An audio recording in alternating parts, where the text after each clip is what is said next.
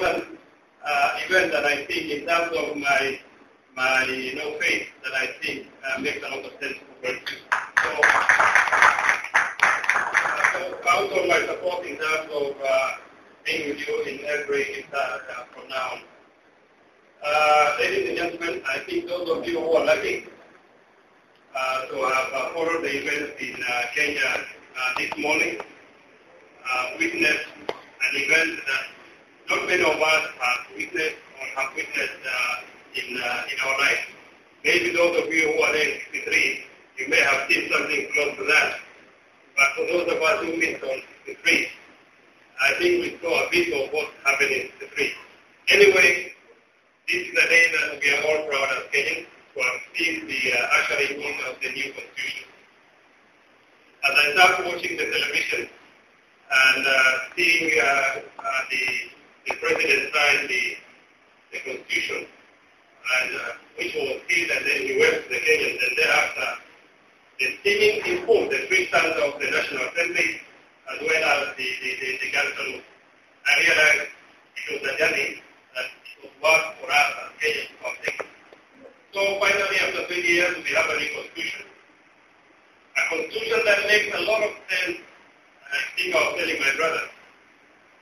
A constitution that really protects Muslims more than anybody else. Because when you have a problem, and I believe many of us who are very familiar with the Kenyan landscape,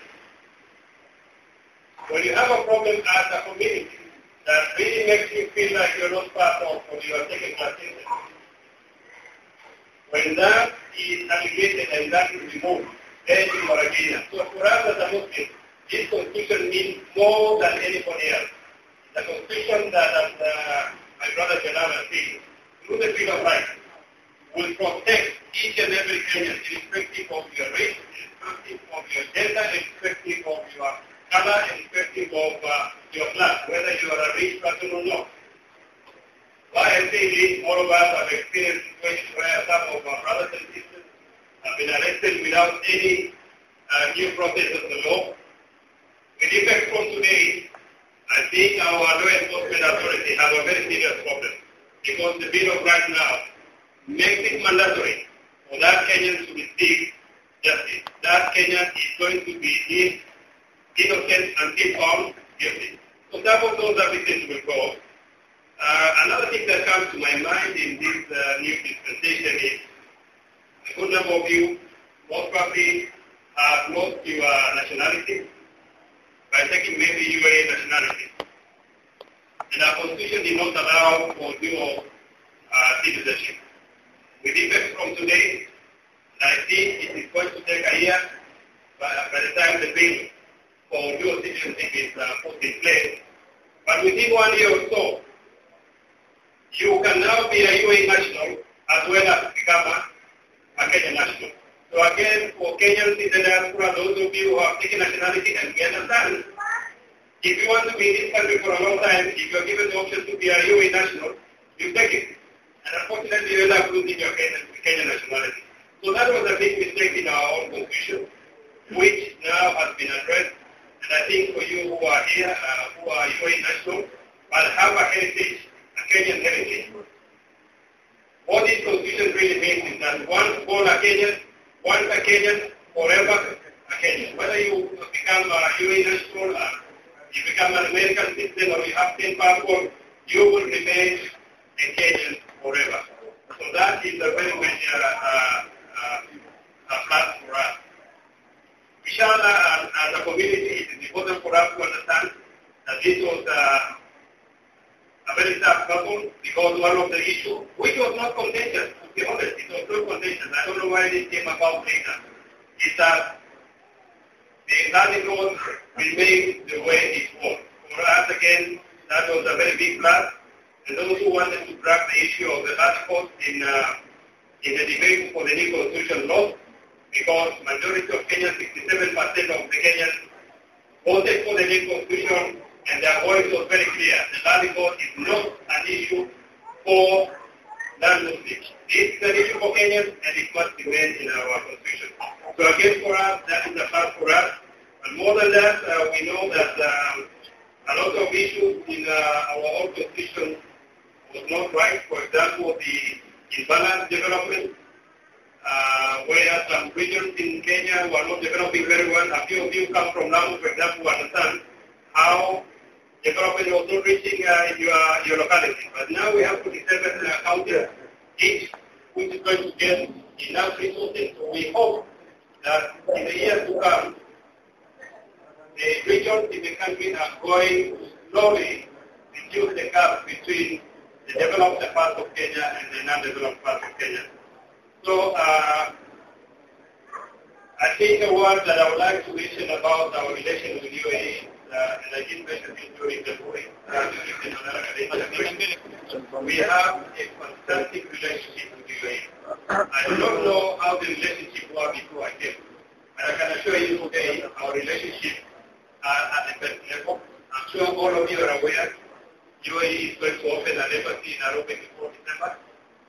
So we are going to have a UAE embassy in Nairobi. It is hope, I'm still working on that, that before the end of the year, His Excellency President Moi will come to UAE. And if he gets that opportunity, I will call upon you to come and meet with him, and I'll make sure that I'll involve your leadership to make sure that you will receive. But that is still in the works. It's not confirmed. It's something really in the embassy. But if it does work for us, then it's going to be a very important thing, because the last time a Kenyan president came to UAE was in 1980. And the late Sheikh Zayed went to Kenya in 1984. So we are looking at the possibility of Sheikh Khalifa going to Kenya next year. So inshallah, I didn't prepare the written speech because I thought we were having to break with you. But inshallah, as I mentioned, I will be part of this community. I will be with you for the rest of the period of my stay in this country, inshallah. And whatever that you feel that my office should be able to partner with you, please feel free to get in touch with me, because for me, this is one community that I would want to be associated with. So once again, I want to thank you very much for giving me the opportunity to join you in this IFTAR. Thank you very much.